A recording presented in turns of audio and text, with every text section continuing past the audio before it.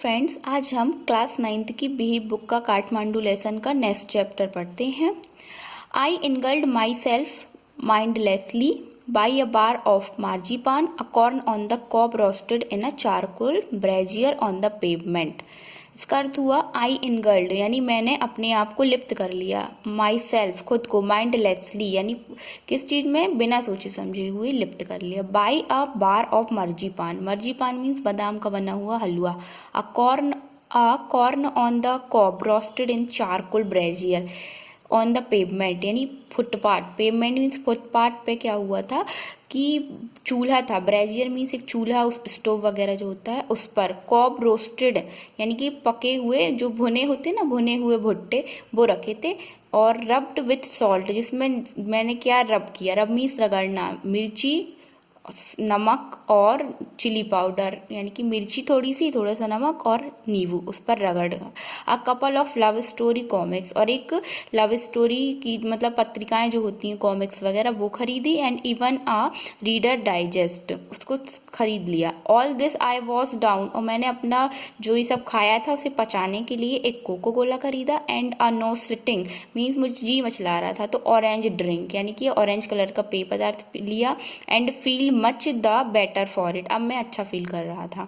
फिर 5वां paragraph, I consider what route I should take back home. फिर मैंने सोचा कि वापस जाने के लिए कौन सा रूट यानी कौन सा रास्ता अपनाऊं। If I were propelled by exhaustion for travel per se. फिर मुझे लगा कि कौन सा रास्ता अपनाना चाहिए, मैं बहुत यदि जाने के लिए बहुत ज्यादा उत्साहित हूँ। आई प्रोपेल्ड बाई एग्जॉस्टियम मतलब बहुत ज्यादा एक्साइटेड हूँ तो जाऊं। I would go by bus तो मैं बस से जाऊं। एंड ट्रेन या ट्रेन से जाऊंगा तो पटना तक जाऊंगा। देन सेल फिर मैं पार करूंगा, सेल अप द गंगा यानी गंगा पार करके जाऊंगा बनारस तक, फिर Allahabad, then up the Yamuna फिर यमुना तक, फिर आगरा से दिल्ली तक। But I am too exhausted पर मैं बहुत ज्यादा थक चुका हूँ।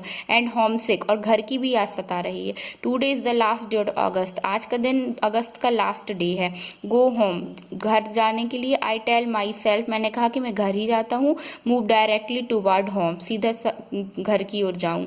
आई इंटर नेपाल एयरलाइन मैंने नेपाल एयरलाइंस के अंदर ऑफिस में इंटर किया। एंड बाई अ टिकट और एक टिकट खरीदी कल की फ्लाइट के लिए।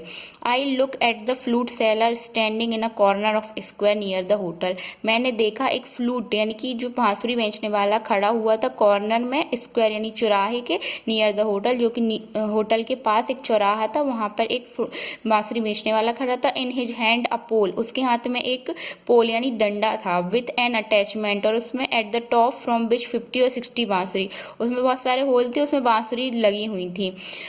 50 से 60 बांसुरी। पोर्च्यू इन ऑल डायरेक्शन सभी डायरेक्शन में। लाइक द क्वाइल्स ऑफ पोर्चुपाइन जैसे कि सेही के शरीर में जो कील्स लगे होते हैं ना उस तरीके से उसके डंडे में बांसुरी लगी थी। दे आर ऑफ बैम्बू वे बांस की बनी थी। दे आर क्रॉस फ्लूट वो उनमें जो थी वो क्रॉस फ्लूट यानी कि जो बांसुरी थी। And records from time to time he stand the pole on the ground समय समय पर वह उसको पोल को मीन्स अपने डंडे को ग्राउंड में खड़ा कर लेता था। एंड सिलेक्टेड अ फ्लूट और उसमें से एक फ्लूट सिलेक्ट करता था। And play for a minute और कुछ समय के लिए उसे बजाता था।